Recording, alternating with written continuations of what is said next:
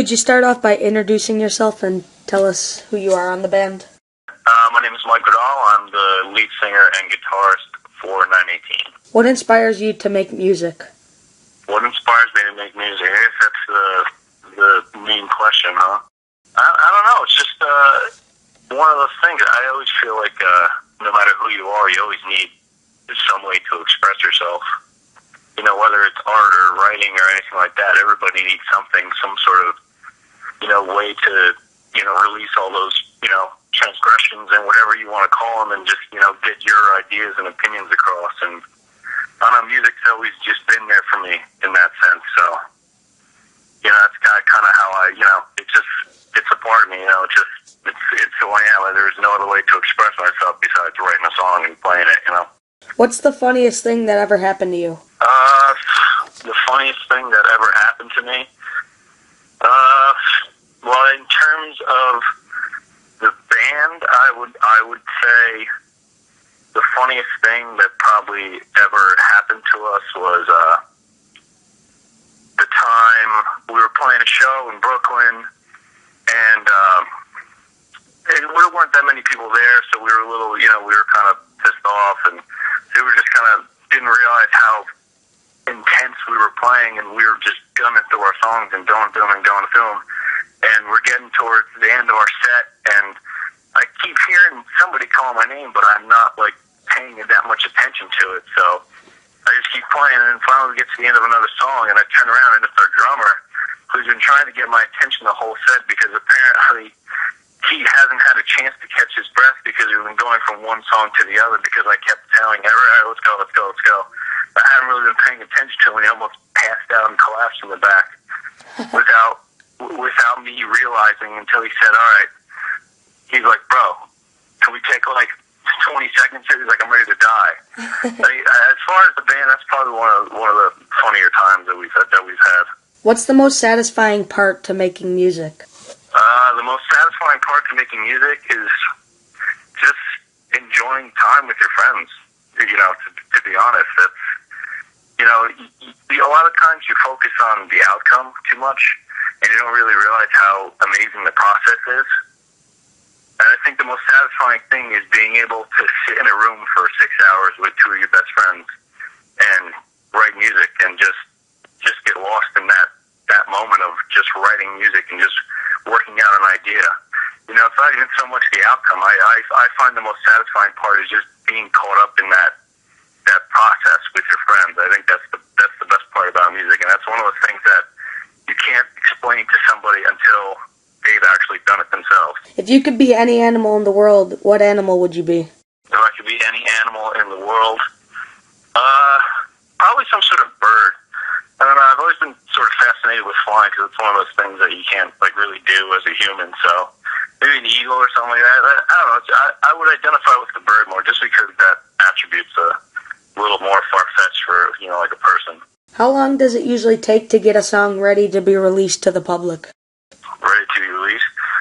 To be honest, that's one of those things, we could write a song, the day before a show, and it's all ready to go the next day. Some songs pop out in one practice, fully flushed out, beginning to end, lyrics and everything. Some songs take a year to get perfect, and that's just to that point. Recording takes probably a month, at least a month, I would say, for one song.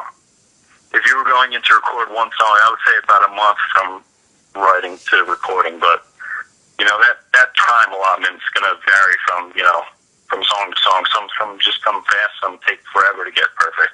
What do you guys do on your spare time? I don't know, it varies. Tony, our bassist, is really into cars, and he's got a Jeep. He's obsessed with that. He's always working on cars. Our bassist, our drummer Brian, is big outdoors guy. He likes fishing and all that stuff. He's always doing that when we're not practicing or working or whatnot. And me, when I'm not doing music, I'm either writing or just, working on production, anything I can. I'm into music and movies and stuff like that and production of any sort. So, it's work for me, but it's also my hobby. If you could have 3 superpowers, what 3 superpowers would you have? Alright, flight, because I already mentioned that before. Go with flight. Go with strength, and probably X-ray vision.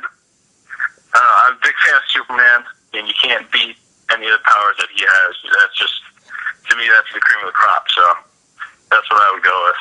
What's the most challenging part about your job? The most challenging part about my job, probably feeling stagnant, feeling stuck.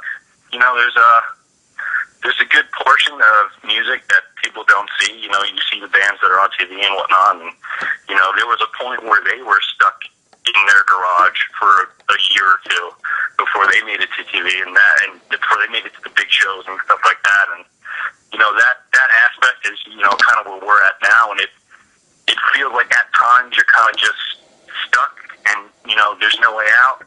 But I always look at it as if somebody's trying to tell you, you know, just enjoy this moment, you know, grow closer together, you know, perfect your craft and work on your stuff, because when stuff does happen, it's going to be, you know, it's going to be a whirlwind, and you won't be able to enjoy the journey as much as you did when you had that time together. So, I mean, that's probably the hardest part, is feeling stuck.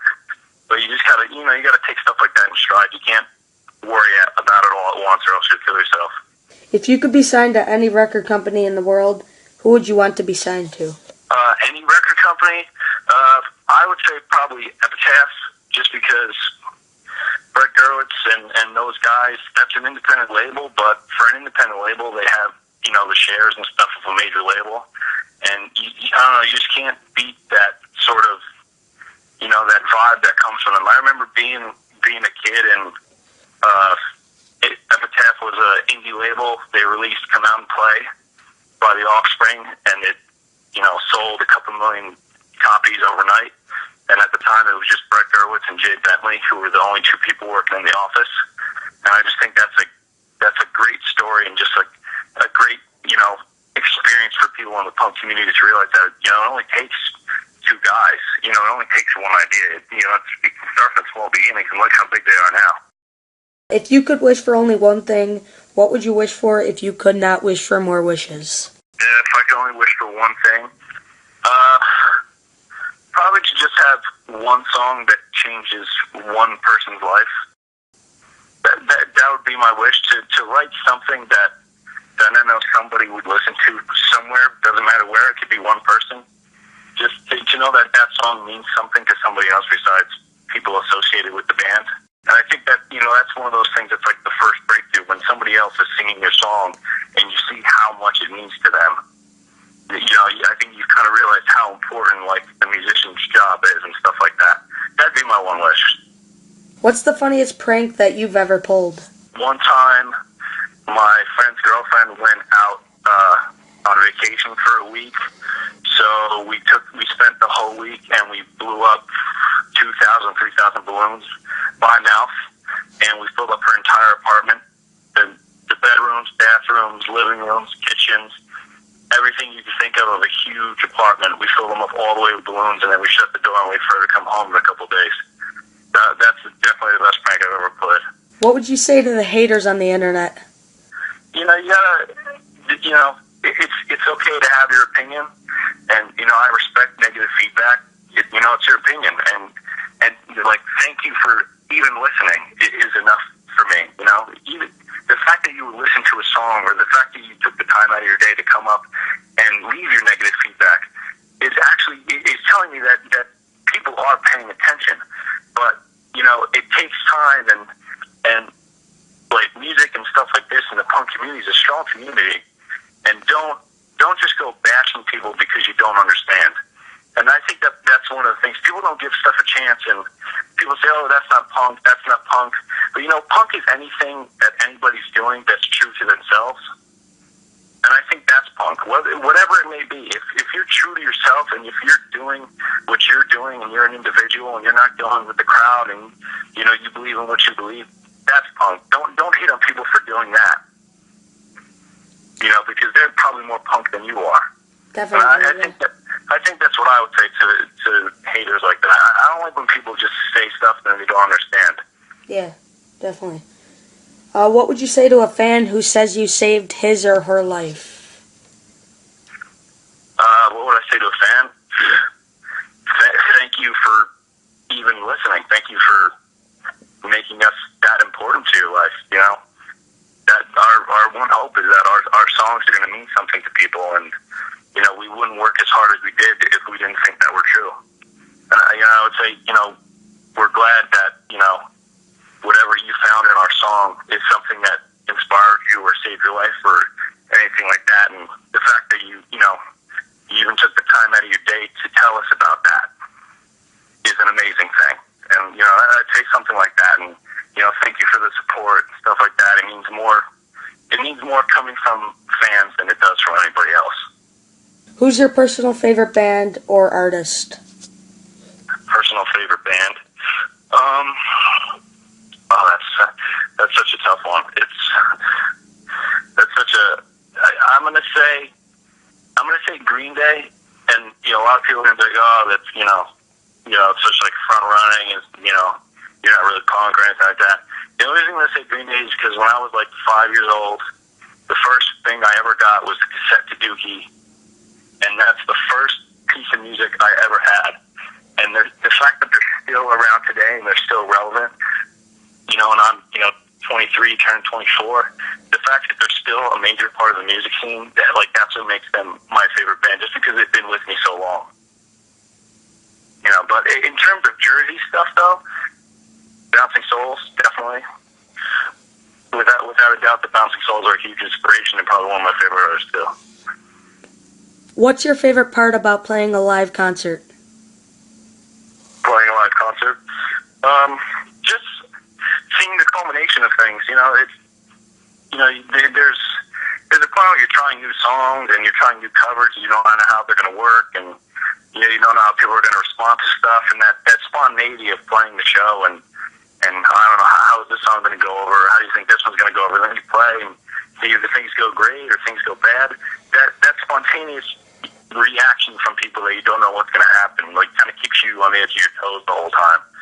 You can't beat that feeling, and a lot of people don't get that feeling. And I think everybody in the world should at least perform or stand up on stage once in their life somewhere, because I think it's an amazing feeling to be in front of people waiting on a reaction and trying to do your best to get a great reaction from them. Sweet. Yeah, well, I think that's about it. Thank you for taking the time to do this interview. It was awesome. Oh, no problem. Yeah, no problem. And to all the fans listening, if you want to check out 918 on Twitter, they're at 918NJ. And thank you, man.